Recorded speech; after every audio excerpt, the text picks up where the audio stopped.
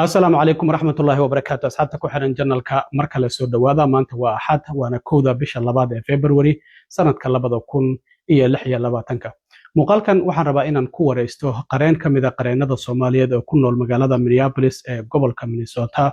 وحوليه هاي شركة ديناعا إن ودو دهدتك سوغلوتيغا هي وليبا دتك ودنك شرعي كويميد أو إيقو إذا ماذا آيس مدوين كي دنبائي قبقبانيين عبد القني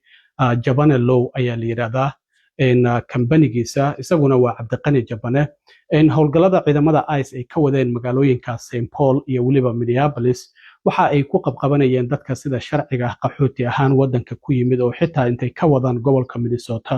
ay gobollo kala geynayeen sida gobolka Texas oo kale haddaba waxaan rabaa inaan arrimahaasi wax ka weydiiyo mudane cabdiqani jabane soo dhawow sidee howlgalladan ciidamada ICE ay ka sameynayeen ku dhawaad labadii bilood ee la soo dhaafay ay u saameeyeen shaqooyinkeena assalaamu calaykum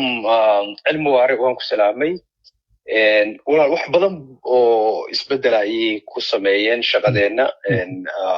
howlgalladii ugu dambeeyay hadda waxay sii xoogeysteen hadda labadii bilood oo ugu dambeysay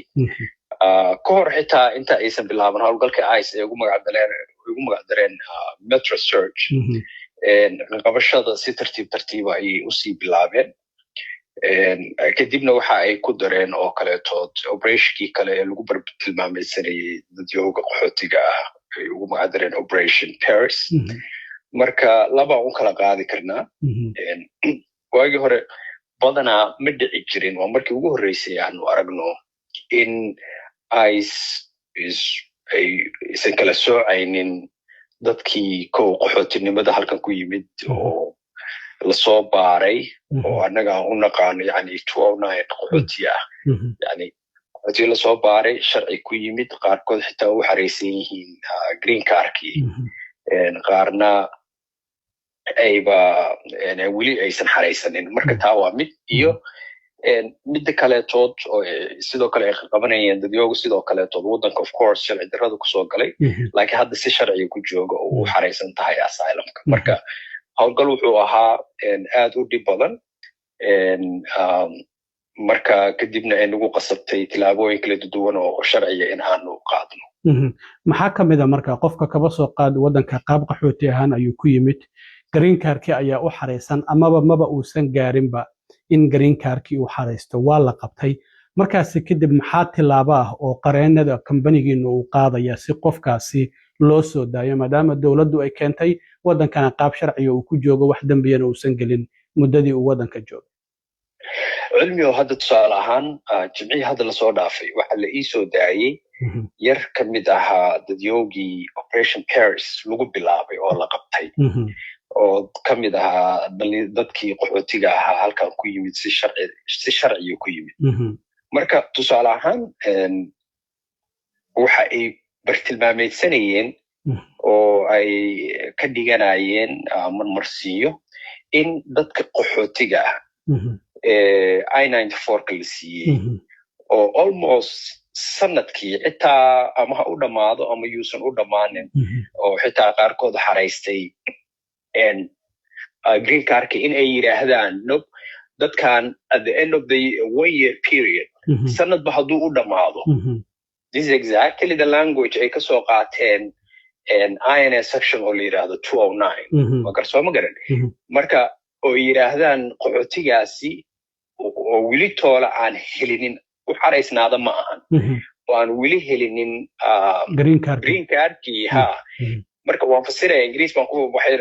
yani shall after 1 year shall be returned waa garsoo ma to the custody of DHS for inspection and examination marka taa ayay marka waxay u qaateen for the custody in lagu celiyo return to the custody of DHS for inspection and examination marka taabay waxay u adeegsadeen marka awood ah Operation Paris ah justification ay ku xirxiraan dadkii waa gartay ma garan marka which weliba brief dheer oo aan ka qoray ka been sheegaysa exactly Congress kusuu ugu talagalay sharcigaas oo aan ahayn yes they can inspect way baari karaan dadkii su'aalay weydiin karaan waa garsoo ma garan interview ay ka qaadi karaan interview bay ka qaadi karaan examinations ay ka qaadi karaan oo tusaalaha faray ka qaadi karaan waa garasoo ma garan marka waa loo ogol yahay waxaasoo dhan laakiin midaan oo ah mandatory detentionka oo ahaba sanadba hadduu u dhammaado inay ku tuurayaan dadka xabsi maaragtay marka waxyaabihii aanu aad ugala dirirnay maxkamaduhuna ka diideen marka qaabkan ula dirirnayno wuxuu ahaa waxay ahayd waxa la yidhaahdo habeas inaanu ka xarayno federal court maadaama maxkamadihii kale oo immigration courtiga ahaa aysan awood badan aysan lahayn maxkamado ayna yihiin administrative courts maxkamadaha aan niraahno oo wasaaradda cadaaladda hoos tago ilaa dowladdii ama yab oo madaxweynaha qaybtiisa wasaaradda cadaaladda executive-ka tirsan the executive branch of qaybta fulinta madaxweynaha marka tan waxay noqotay inaan aadno maxkamadihii runta ahaayo madaxa bannaana waa garasoo ma garan oo qaybta kale ka tirsan sharcigaasi habeas corpus muxuu yahay in haddaad dadka u fasirto marka niyo is a Latin word waaye marka habeas corpusku is just wax kala ma haddaan af Soomaali tartiib aan ku fasiro mataqaanaa waxa weeyaan is just qofka maxaad ku haysataan ama sheega maxaad qofkan u cudurteen sharci ma u haysataa waa garasoo ma garan so waxaanu markaas aanu challenge garaynaan ka hor imaanaynaa sharciyadda qofkan ay u haystaan dowladdu ay u xirtay waa garasoo ma garan imise qof oo hadda sidaasay qaab sharciyaho qaxooti ahaan waddanka ku yimid oo la xiray ayaa kambanigiina ama adiguba qaray ahaanta ugu dooday la soo daayay hadda 2 bilood oo lasoo dhaafay haddii aad wax figura ka hayso niyo badanaa ma jecli figures inaan bixiyo laakiin hadda dadka ugu badan annaga aanu soo daynay waxay u badnaayeen oo dadkan qaxootiga ah ee la xiray waxay ahayd wax haddeer mar dhow bilowday oo dhacay qaarna hadda la sii daayay badankooda laakiin dadka ugu badan ee aanu through ama habeas ama bond hearings aan matalo aan sii daayay waxay u badnaayeen dhalinyaradan asylum seekerska ee Soomaalidu u yaqaanaan darbi kaboodka ma garat waa gartay ayaga nafsad ahaantooda dhalinyaradaasi qofkii isagoo waddankii amaba TBS haysto amaba sidoo kalena asylum uu u xareysan yahay in la qabto oo la yiraahdo qofkan markii horeba waxa uu ku xadgudbay sharcigii immigrationka oo waddanka ayuu sharci darro ku soo galay arrintaas ayada nafteedu ma arrin sharciyaha qofkii iyadoo ama asylum uu u xareysan yahay ama xitaa uu TBS haysto temporary protected status ka inay ciidamadii ay iska qabanayaan oo iska xirayaan niyo hadda operationadan socda cilmiyo saaba ku bilowday maaragtay wax badankooda sharciyad raacayay ma any small like excuse series dadka way xirayeen so tusaalahan waa nagiiba hadda aan ka sheekeynayna dadkii qaxootiga ahaa oo aan la filaynin in la xiro bay xirayeen marka xitaa mararka qaarkood dadka asylum seekerska ah dhalinyaradii inkastay badanaa qaar dhuudhuunteen qaar la qabtay way jirtaa qaar badan oo aan sii dayna way jiraan laakiin ilaa iyo hadda ma aanan arkinin qof TBS haysta oo valid ah oo jirta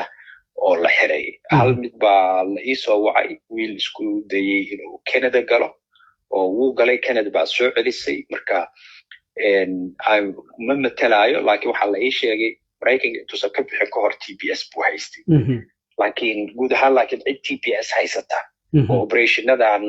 lagu xiray ma arkin hadda arbacadii lasoo dhaafay waxaa jiray sidoo kale garsoore federaal oo isaguna amray dadkan sida sharciga waddanka ku yimid ee qaxootiga inaan la xiri karin kuwa kale oo Minnesota laga qabto Texas la geeyna within 5 days in lagu soo daayo 5 maalmood gudahood waxa sidoo kale aan arkayna hadda wiilkii yaraa ee 5 jirka ahaa Liam Ramos oo isaguna warbaahinta qabsaday oo ku dhawaad muddo 2 toddobaad isaga iyo aabihii ay Texas ku xirnaayeen oo maanta la soo daayo Minneapolis isaga iyo aabihiiba lagu soo celiyay waxaa jirta sidoo kale dadka Texas intay geeyaan oo ay xiraan in Texas ay ku sii dhaxdeynayaan ay leeyihiin adigu qof waddankii ku yimid oo cusub oo waddankii aan kala garanayn gobolka uu joogo xitaa aan garanayn in la yiraahdo Texas inta lagu dhaxdaay la yiraahdo oo adigu gobolkii aan ka soo wadnay aad arrintaasi iyada nafsad ahaanteedu sidee noqonaysaa iyo marka waxay noqonaysaa and this is where ay muhiim u tahay oo special dadka dhageysanaya inay fahmaan muhiimadda ay leedahay qofka haddii la xiro in isla markiiba la isku dayo lawyer loo kireeyo lawyerada oo immigration ka sameeya cilmiyo saa og tahay badanaa federal practice ma sameeyaan badankooda oo habeas waa wax ka duwan oo ka adag oo ka waqti badan marka yes way jirtaa xitaa dadkii hadday sii daayaan xitaa waxaa dhacday cilmiyo dad xitaa maxkamaddu hadday amartay in la sii daayo ay ku sii daayeen iyagoon fiican haysanin qabowga ma garat adeer waxaa jirta actually gabar aan matalayay oo waxaa laga qabtay I will give you example waxaa laga qabtay halkan check in bay lahayd waa asylum seeker bay ahayd dadka asylum ku xareysan yahay markay qabteen maalintii kaleeto isla markiiba way kaxeeyeen Texas bay geeyeen marka familigooda baa isla maalintaasba la celina maxay la kaxaynayaan iyo ayirgareey isla marka waxaan ka gaarsiinay inaanu federal courtka halkaan habeas aan ka xareyno iyo wax kale oo la yiraahdo trio ama temporary restraining order oo ah inaan la kaxayn karin laakiin wayba kaxeeyeen ma garatay then habeaskii dowladdu way soo jawaabtay waa u jawaabnay marka waxyaabahan ka dalbanaa waxaa ka mid ahaa not only in la sii daayo laakiin xitaa haddii la sii daayo number kow waxaan ka dalban dowladda in la soo celiyo hadday soo celiyaan inaan qabowga lagu sii daynin iyo sidoo kaleetood in fursad loo siiyo inay wici karto reerkeedii marka ehelkeeda marka xitaa hadda Facebook oo aniga Cabdiqani Jabar aan leeyahay amarkii maxkamaddu ay soo saartay markaan ku guuleysanay uu ku qoray meesha ku qoranta not only in la soo celiyo oo la sii daayo laakiin xitaa dowladdu mar labaad inaysan u xiri karin sababtii marka hore loo xiray inaysan qabowga ku sii dayn karin inaysan xitaa aysan ku sii dayn karin Texas dhexdeeda laakiin ay Texas hadday diyaarad kaga soo qaadan ay ku soo celiyaan Minnesota marka sidoo kale aad baan ugu farxsanahay midda kale ka dhawaajisay oo wiilka yarka ah caalamkii oo dhan qabsaday iyo aabihiis wax kale iyadana laguma soo daynin isaga isla markii lawyer halkan looga helay oo halkan wax uga xareeyay waxay u muuqataa inuusan jirin laakiin waa laga daba tegay oo Texas dhexdeedii baa waxa looga xareeyay habeas marka xaakim federaal ah oo Texas jooga baa isagana amray si degdeg ah dowladdu inay u sii dayso isagii aabihiiba marka waxaas kadibna halkan bay yimaadeen iyagoo hor ah waa tahay Cabdiqani Jabane oo qareenada Soomaaliyeed ee ku nool magaalada Minneapolis ayuu ahaa oo nooga warbixinayay qabqabashadii ciidamada ICE ay ka sameeyeen iyo dad fara badan oo wadanka qaxooti ahaan ku yimid oo la xiray